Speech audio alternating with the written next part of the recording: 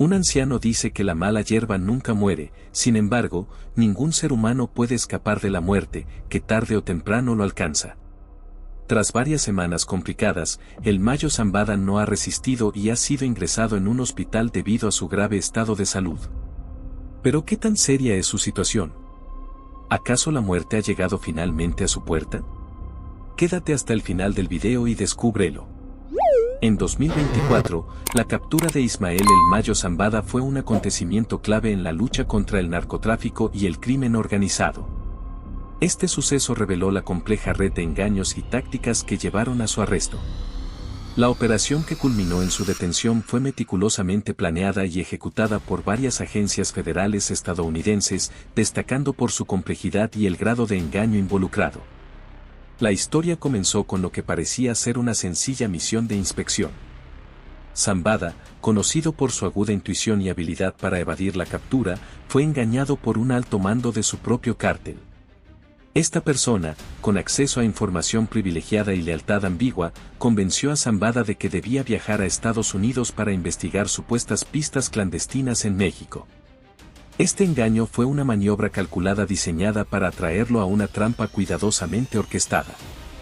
Sin sospechar el verdadero propósito del viaje, Zambada abordó una pequeña avioneta junto a un reducido grupo de colaboradores. La aeronave despegó con destino a un aeropuerto privado en El Paso, Texas, elección que no fue al azar, ya que era un punto estratégico previamente asegurado para la operación de captura. En las semanas anteriores, las agencias de seguridad estadounidenses habían llevado a cabo una investigación exhaustiva y establecido un plan para interceptar a Zambada en el momento exacto de su llegada. La operación fue resultado de una colaboración entre la Oficina de Investigaciones del Departamento de Seguridad Nacional DHS y el Buró Federal de Investigaciones FBI, que trabajaron conjuntamente para asegurar la captura del narcotraficante. Las coordinaciones incluyeron vigilancia constante y la implementación de tácticas de sigilo y engaño para garantizar que el objetivo cayera en la trampa sin sospechar de la inminente operación. Cuando la avioneta de Zambada aterrizó, el operativo estaba en marcha. Las autoridades, con información precisa sobre su llegada, esperaron pacientemente para ejecutar el arresto. El momento clave llegó cuando Joaquín Guzmán López, uno de los hijos de El Chapo Guzmán, identificó a Zambada al señalarlo. Este gesto fue fundamental en el rompecabezas de su captura, ayudando a las autoridades a reconocer con certeza al objetivo. La detención de Zambada fue rápida y eficiente. Agentes del FBI y del DHS, que se habían preparado durante meses, se movilizaron para interceptar a Zambada y su grupo. La operación se realizó con precisión, asegurando que no hubiera margen para errores. La intervención fue tan veloz que Zambada y sus asociados no tuvieron tiempo de reaccionar ni intentar escapar. La sorpresa y confusión eran evidentes en sus rostros mientras eran abordados y arrestados por las fuerzas de seguridad. La captura de Zambada no solo representó un logro significativo en la lucha contra el narcotráfico, sino que también destacó la colaboración entre las agencias federales estadounidenses y su capacidad para llevar a cabo operaciones encubiertas de alta complejidad. El arresto fue una respuesta directa a las acusaciones que pesaban sobre Zambada, quien había sido señalado en febrero de 2024 por conspiración para fabricar y distribuir fentanilo, un opioide sintético conocido por su potencia y alta tasa de mortalidad, que había provocado una crisis de salud pública en Estados Unidos. La detención de Zambada fue vista como un paso crucial en la lucha contra esta crisis. La operación que llevó a su detención fue el resultado de meses de trabajo en la sombra, que incluyó la recopilación de inteligencia, la coordinación entre diversas agencias y el uso de tácticas de engaño para atraer a Zambada a Estados Unidos.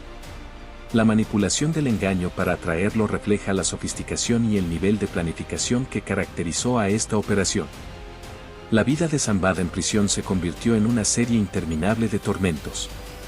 Las celdas eran pequeñas, apenas lo suficiente para estirarse por completo. La humedad impregnaba las paredes y el aire estaba cargado con el hedor de la desesperación y el miedo. Cada mañana comenzaba con el estruendoso sonido de las puertas metálicas abriéndose, seguido de una revisión meticulosa y humillante de su celda.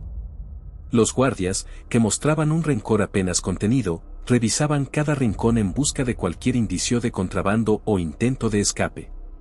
Los castigos eran constantes y brutales, cualquier acto considerado como infracción, por insignificante que fuera, resultaba en un castigo inmediato. Los castigos más severos llegaban sin previo aviso. A veces lo sacaban de su celda, incluso en medio de la noche, llevándolo a un cuarto oscuro conocido entre los internos como el agujero, una cámara de aislamiento diseñada para quebrar incluso a los más fuertes. En el agujero, el tiempo se distorsionaba.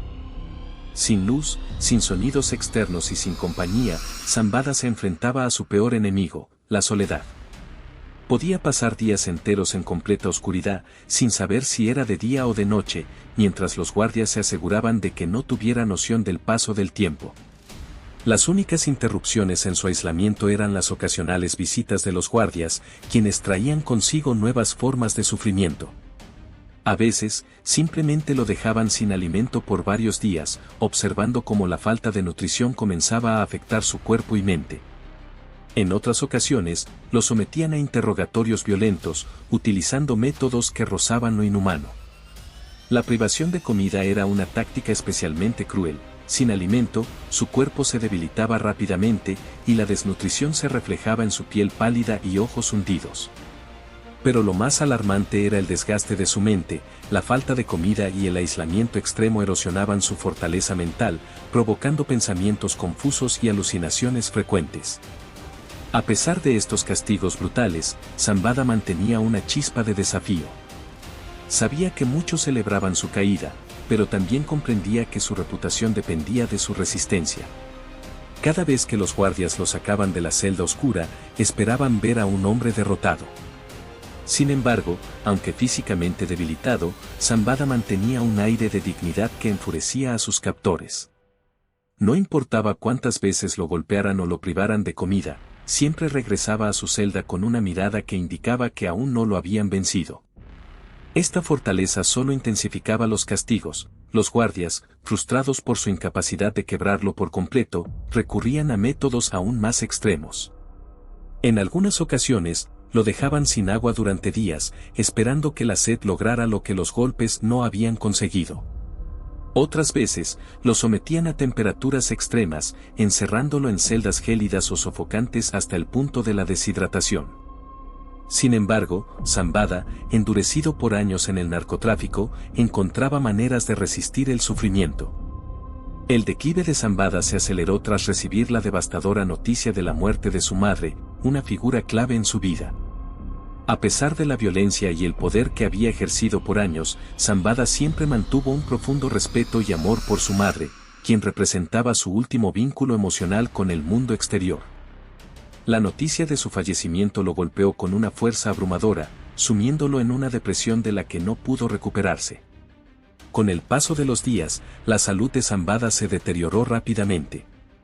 La depresión que lo envolvía afectó su estado mental y físico, dejó de comer, su sueño se volvió irregular y su vitalidad comenzó a desvanecerse. Aunque los guardias de la prisión estaban entrenados para tratar con prisioneros peligrosos, no pudieron ignorar su evidente deterioro. Su figura, antes robusta, se volvió débil y frágil, transformándose en una sombra del hombre que alguna vez lideró uno de los cárteles más poderosos del mundo. A medida que su salud empeoraba, Zambada comenzó a experimentar complicaciones físicas. Los constantes maltratos y torturas sufridos, sumados a la profunda tristeza, provocaron que su cuerpo empezara a fallar. Sus órganos comenzaron a colapsar, y lo que al principio parecía un debilitamiento gradual se convirtió rápidamente en una crisis médica que no podía ser ignorada. Zambada pasó sus últimos días en una cama de hospital, rodeado de equipos médicos y bajo la estricta vigilancia de los guardias. Aunque estaba consciente, su mente parecía estar en otro lugar, perdida en un mar de recuerdos y arrepentimientos. Aquellos que lo atendieron durante sus últimos momentos comentaron que rara vez hablaba y, cuando lo hacía, sus palabras eran incoherentes, como si reviviera episodios de su pasado. La noticia de la muerte de Zambada se propagó rápidamente, causando un impacto inmediato en el mundo del narcotráfico. El hombre que había sido un pilar del cártel de Sinaloa, y que había sobrevivido décadas en un entorno de traiciones y violencia, murió solo. consumido por la tristeza y el dolor de las pérdidas que sufrió en sus últimos momentos. Zambada no estuvo rodeado de la familia que tanto amaba ni de los hombres que una vez le juraron lealtad. Su fallecimiento fue un recordatorio sombrío de que, a pesar del poder y la influencia que alguna vez tuvo, la vida en el crimen organizado a menudo conduce a un final solitario y amargo. Su muerte marcó el fin de una era, aunque para muchos fue simplemente el último capítulo en la trágica historia de un hombre que, pese a todo su poder, no pudo escapar de las consecuencias de sus acciones y del implacable curso del destino. Con la muerte de su líder, el cártel quedó sumido en el caos, enfrentando desafíos tanto internos como externos que amenazaban con desmantelar la estructura que Zambada había mantenido con mano firme y habilidad estratégica por tanto tiempo. Desde el momento en que se anunció su fallecimiento, la incertidumbre se apoderó de los miembros del cártel. La figura de El Mayo no solo representaba la autoridad máxima, sino también un lazo paternal que sabía cómo mantener el equilibrio entre las diversas facciones dentro de la organización. Sin él, comenzaron a surgir tensiones latentes, alimentadas por rivalidades personales, diferencias en los métodos de operación y la ambición desmedida de algunos de sus integrantes. El primer indicio de la crisis fue la ausencia de un liderazgo definido. Esta falta de dirección provocó que diversas facciones del cártel comenzaran a actuar de manera independiente, desatando una serie de conflictos internos. Las divisiones dentro del cártel de Sinaloa no eran un fenómeno nuevo, pero con la muerte de El Mayo, se agudizaron, ya que cada grupo buscaba posicionarse como la nueva fuerza dominante.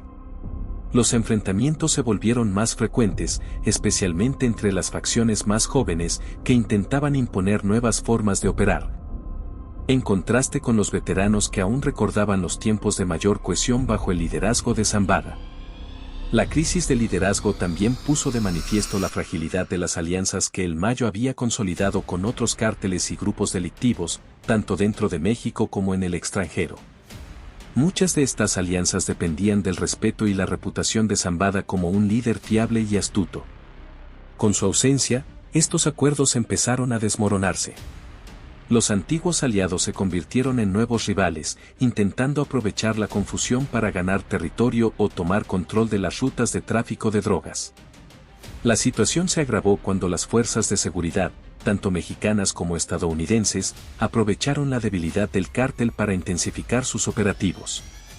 Durante años, Zambada había mantenido una red de contactos y pactos que le permitían operar con cierta impunidad. Sin él, esas relaciones se erosionaron rápidamente, y el cártel quedó bajo un asedio constante por parte de las autoridades que buscaban desmantelar lo que quedaba de su organización. Con el aumento de los arrestos y asesinatos de miembros clave del cártel, la paranoia se extendió en la organización. Los rumores de traiciones y delaciones se propagaron como un reguero de pólvora, alimentando un clima de desconfianza y miedo. Nadie sabía en quién confiar. Muchos empezaron a sospechar que sus compañeros colaboraban con las autoridades a cambio de reducciones en sus sentencias o protección para sus familias. Esta paranoia desencadenó purgas internas, donde varios miembros fueron ejecutados bajo la sospecha de ser informantes, debilitando aún más la estructura del cártel. Simultáneamente, la guerra con otros grupos criminales se intensificó. Rivales como el Cártel Jalisco Nueva Generación CJNG, vieron la muerte de Zambada como una oportunidad de oro para expandirse en territorios que antes estaban bajo el control del Cártel de Sinaloa. Los enfrentamientos entre estos grupos se volvieron más violentos, afectando no solo a los miembros del cártel, sino también a las comunidades locales atrapadas en medio del conflicto. El impacto de la muerte de Zambada no solo se percibió en el ámbito de la violencia y el crimen, sino también en las finanzas del cártel. La rápida fragmentación y la pérdida de territorios clave provocaron una caída significativa en los ingresos provenientes del narcotráfico. La desorganización afectó las rutas de transporte y distribución, y muchos de los contactos en el extranjero que antes trabajaban con Zambada buscaron otros socios más confiables. La falta de recursos económicos exacerbó aún más las tensiones internas, ya que las facciones peleaban por controlar lo poco que quedaba de las operaciones lucrativas. Mientras tanto, las comunidades locales que alguna vez dependieron del cártel para su sustento y protección se vieron en una situación delicada. Sin un liderazgo centralizado y con múltiples facciones en disputa por el control, muchas de estas comunidades sufrieron las consecuencias de la violencia y la inestabilidad política.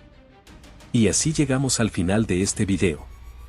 Si te gustó, te invito a que nos des un me gusta para seguir creando más contenido como este. Además, no olvides suscribirte y activar la campanita para que no te pierdas ninguna de nuestras próximas publicaciones. Te deseo un excelente día, hasta la próxima.